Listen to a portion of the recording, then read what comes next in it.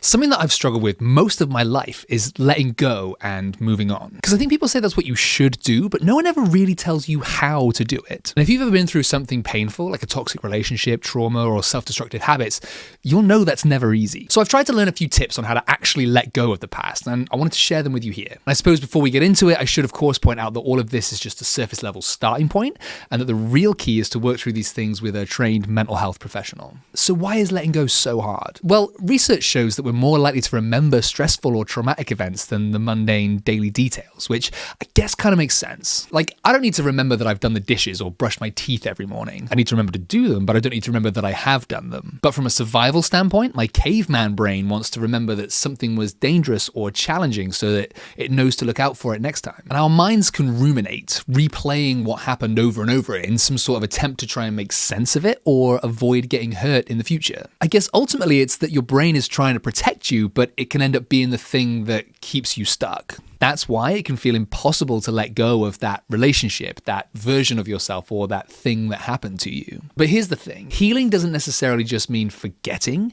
It means creating space for something new. So here are 3 things that might actually help with that. Feel and accept your emotions. Don't bury them. This might feel kind of counterintuitive, but what you resist persists. That was good. Clip that, chat. Things like pain or anger or sadness, they don't just disappear because you pretend they're not there. So try and notice how it feels in your body when you feel these big emotions. Like, does it show up as like tension in your shoulders?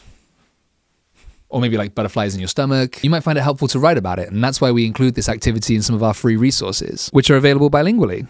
That's neat. These are available on our website. One study from UCLA found that simply naming emotions can help to reduce their intensity because your brain then starts processing them as information and not threats. And here's a really important point. Feeling an emotion doesn't mean acting on it. You can feel anger without lashing out, and you can feel sad without falling apart. You might find it helpful to do something like setting a timer and saying, I'm going to let myself be angry or sad or whatever for 10 minutes. You're acknowledging that emotion and giving it space, but also keeping it within a time frame instead of letting it run away with you. Because letting go starts with allowing the feeling to exist and trusting that it won't take over your life. Helpful tip number 2, use rituals to help you release. This one's backed by science too. Studies have shown that rituals of closure, things like burning a letter that you never sent carefully, burying a note, or even symbolically deleting old messages can genuinely help us feel a sense of emotional release. So if you're holding on to pain or shame or just the past, here's a couple of things you could try. Write a letter to your old self and bury it. Rip up some old memory like photographs or letters. Close a journal and start a new one. I even read about this one empty chair technique where you imagine the person who hurt you, or maybe it's your old self or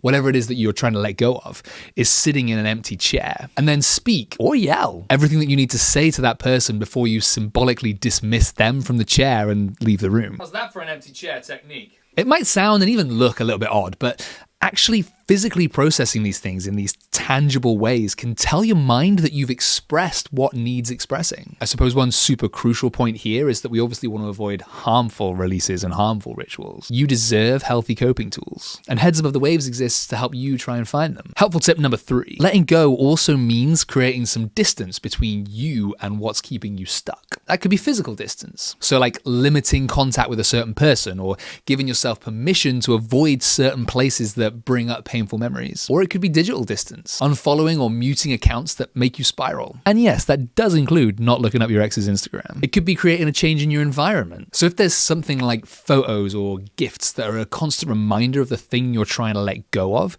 you could put those things in a box and out of sight. You could even use one of those rituals that I just mentioned to properly say goodbye to those things. And I guess you could think of it a little bit like cleaning out your wardrobe. You've got to clear out the old stuff if you want to make space for something new to move in. And so once you've created that space, the goal is to fill it with positive activities and connections, doing the things and spending the time with the people that lift you up. So like I said at the beginning, this is really just a simple introduction into how you might let go of some of the stuff that's weighing you down. There isn't some quick fix, and you should always be wary of anyone who promises one, because letting go isn't some one-time thing that you do. It's a practice, and it's one that you don't have to do alone. Talking to someone who's trained to help you unpack all of this is one of the best things you can do for your future self. You're not too broken, you're not too far gone, and you don't have to do it all today, but you can start today. And making it to the end of this video is a great first step.